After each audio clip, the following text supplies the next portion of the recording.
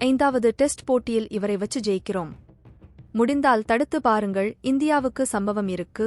McCullum பேட்டி. 2022 ஆண்டு இறுதியில் இருந்து இங்கிலாந்து டெஸ்ட் கிரிக்கெட் அணி பென் ஸ்டோக்ஸ் தலைமையில் மற்றும் பிரண்டன் மெக்கலம் தலைமையில் அதிரடியான முறையில் விளையாடுவதை பாணியாக வைத்து வெற்றி பெற்று வருகிறது. இந்த அதிரடியான அணுகுமுறையில் இங்கிலாந்து அணி இந்தியாவிற்கு வருவதற்கு முன்பு வரை ஒரு டெஸ்ட் தொடரை கூட இழந்தது கிடையாது. மேலும் ஆசிய நாடான பாகிஸ்தானில் வைத்து பாகிஸ்தானுக்கு எதிராக 3 போட்டிகள் கொண்ட டெஸ்ட் தொடரை முழுமையாக வென்று அசத்தியிருந்தது. மேலும் இங்கிலாந்துக்கு எதிரான 5 போட்டிகள் கொண்ட டெஸ்ட் தொடரின் முதல் போட்டியையும் அபாரமான முறையில் விளையாடி வென்றிருந்தது. இதன் காரணமாக இங்கிலாந்து தொடரை வென்றால் ஆச்சரியப்படுவதற்கு இல்லை என்ற கருத்துக்களும் வெளிவந்தன. முதல் டெஸ்ட் போட்டியின் இங்கிலாந்தின் இரண்டாவது இன்னிங்ஸில் அந்த அணியின் துணை கேப்டன் ஒல்லி போப் அதிரடியாக 196 ரன்கள் குவித்து இங்கிலாந்தின் வெற்றிக்கு மிக முக்கிய காரணமாக இருந்தார். ஆனால் அதற்குப் பிறகு 4 டெஸ்ட் போட்டிகளில் அவர் ஒரே ஒரு முறைதான் 30 ரன்கள் கடந்தார். அவருடைய பேட்டிங் பார் மிகவும் மோசமாக இருந்து வருகிறது. ஏற்கனவே இங்கிலாந்து அணி 1-3 என தொடரை இழந்து விட்டாலும் கூட